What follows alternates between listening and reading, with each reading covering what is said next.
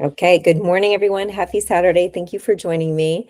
So I've had a lot of questions from people, so we're going to leave some more time at the end and I'll stop recording with questions. And know some people had specific questions about postpartum and surgeries and fibroids, so we'll get into all of that afterwards. But let me share my screen first. And okay, let's see if I can get in here. All right, well, let's go up here first. And I will share those. So thank you for joining me on a Saturday. I am Elaine Brown. So this webinar is how to boost your metabolism with 8-minute workouts. The science is there. It is actually possible. And if you are anything like me and you are a perfectionist and you want to get a lot of things done and you're traveling a lot, you're very busy at work, you're busy with your family, anything like that, and you think to yourself, well, I don't have a time to go to the gym for an hour and can't go to a class. So you end up not doing anything because you don't think you can do it right. I am here to tell you that any workout you do is better than no workout. And the science really does say that 8 minutes of focused exercise can boost your metabolism and have some real effects on strengthening your core, toning your muscles, helping you sleep better, helping you burn fat, all good things. So just before we begin, be sure that you've talked with your physician, healthcare provider, or, physical therapist, especially if you've had a surgery, if you're pregnant, if you're postpartum, or if you have any sort of injuries. Just be sure that you have clearance to do some of the stuff we're going to talk about. Okay, so who am I? I'm a 4-time startup CEO. I've actually had 2 exits for startups. I started my career as a journalist, and I have a journalism master's degree from Northeastern in Boston. I was an exercise science minor at UMass Amherst, and I taught step aerobics, which is really funny, at 7 o'clock in the morning, which says a lot. I'm an AFA certified personal trainer, and then the National Academy of Sports Medicine. I need to take the proctored exam, but I've taken a non-proctored one, and getting that credential, which is really kind of the top of the line certified personal training certification. I'm very excited about it. I am the most recent co-founder and CEO of Rev Health, which ran biomarker labs, more than 120 labs, and interpreted them through traditional Chinese medicine. So a real East meets West perspective on lab work and functional medicine and really healing. I very much believe in this because, as we know, sleep, stress, diet, exercise, our community, and nature, these are the core things for longevity and living well and feeling better. And another thing about me is I have run a consultancy, and for the past 20 years, I've actually advised companies like Pfizer and Apple and Google, Johnson & Johnson. Tends to be either healthcare or big tech. So that is me. Okay, so what we're going to cover today, core balance in the pelvic floor, the most important thing, stabilizing. And actually with National Academy of Sports Medicine, the OPT model starts with stabilization. I have a blog about it on my website. It's really important to make sure that we have our strong core before you move on and do these more vigorous exercises or explosive type of movements like a burpee. What is the EPOC effect and why that keeps you burning fat for hours and hours? Why it's more important to do something every day, even if it's a little bit, than these off and on, in 3 hours one day and then nothing for a week. And then I'm going to leave more time for questions because I know we had so many coming in. Okay, so first, core balance in the pelvic floor. We're going to get into that.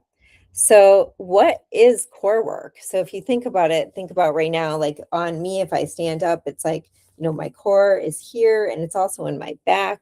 And even sitting right now, I noticed that I had my shoulders up and then I was rolled over. So if I pull my shoulders down and I pretend that I'm wearing a corset and I'm sort of zipping up this corset, I'm still breathing, but I'm strengthening my core muscles. I'm sort of pulling in and up. Now, that activation is what you're going to want to do when you're doing any kind of core work.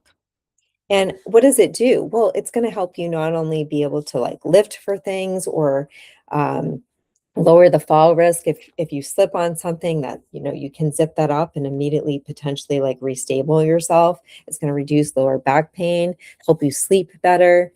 Pelvic floor, a lot of, especially postpartum. I had 2 fibroid surgeries back in 2022, and it's like zipping that all up and strengthening this is very important so that we don't have accidents as we're walking around.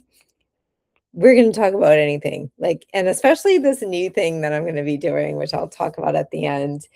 I believe midlife women, especially, people aren't really talking about what's really happening to us. And so I'm going to be doing stuff like that. Okay. And okay, so I'm just getting right into it because I know that you guys had specific questions about what to do, and eventually I'll do some videos showing me doing things, but the 3 big core exercises. And oh wait, is this going to work if I do this?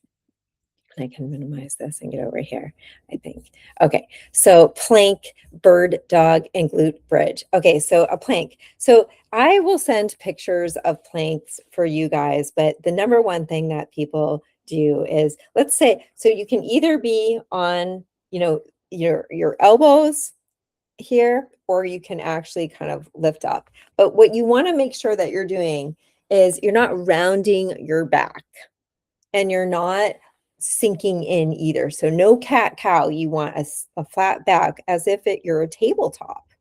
Your body is in a straight line from the head to your heels. And at this point, you're going to pull that core in, again, zipping it up like a corset.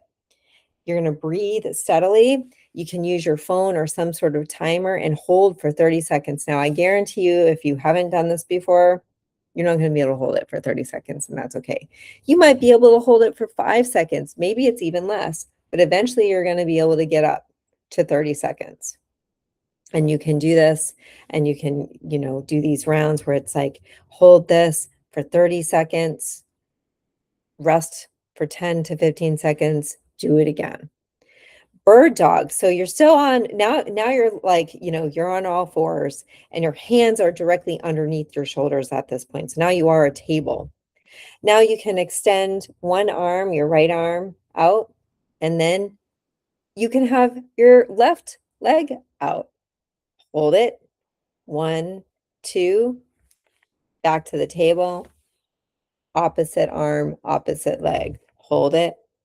Now you can keep doing back and forth and try to do a total of 30 seconds, and you're going to work up and work up. And then the glute bridge.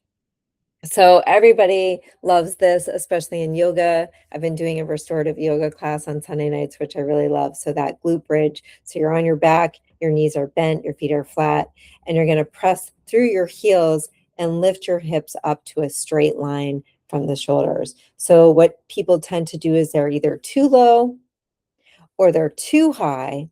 And you really want to make sure that you're stable and you feel like you're not sinking. So again, like core pressing this in.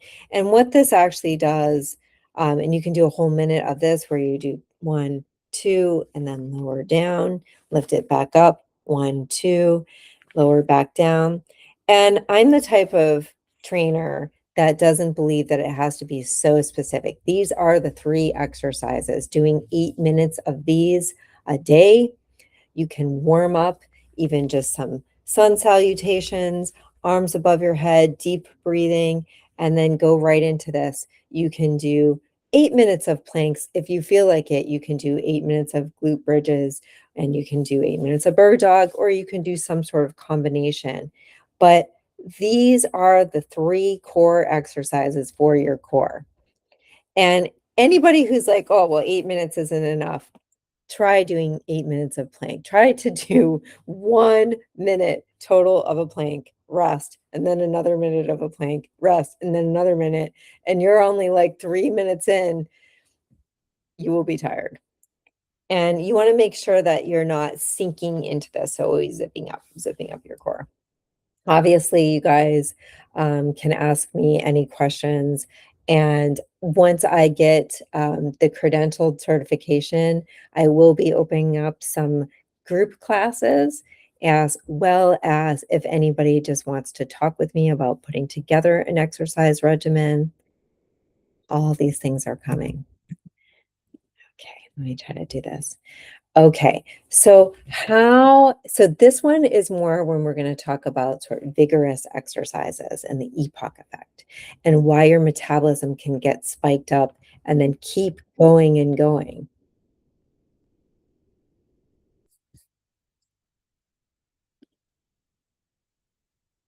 Okay, so something in my thing needs attention, but we're not going to do that. Okay, so excess post-exercise oxygen consumption, EPOC. So when you do a high intensity workout, your body is pushed out of resting state. When you stop, it has to restore itself. It has to recover. So it works really hard to replenish that oxygen, repair the tissue that you just tore up a little bit, and it's clearing out all of the metabolic byproducts. This takes calories. So your metabolism after one high intensity workout that could just be 8 minutes can stay elevated for 48 hours.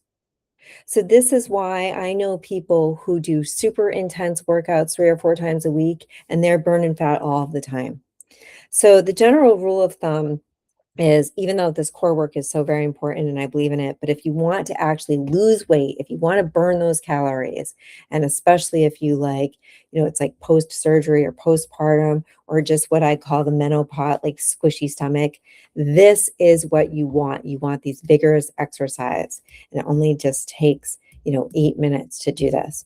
So you don't need equipment. You don't need a gym. You don't need anything more than yourself. You don't even need bands or anything. So this is my workout that I do when I am on the road. So these are the big guys, right? And again, make sure, because this is like a pretty intense thing. So you're going to do an 8-minute hit sequence, high intensity interval training, squat jumps, 2 sets of this, 20 seconds on. So what's a squat jump? You're going to go down in a squat, and then you're going to jump up. Go down in a squat. Now, everybody I know does squats wrong. So when you're doing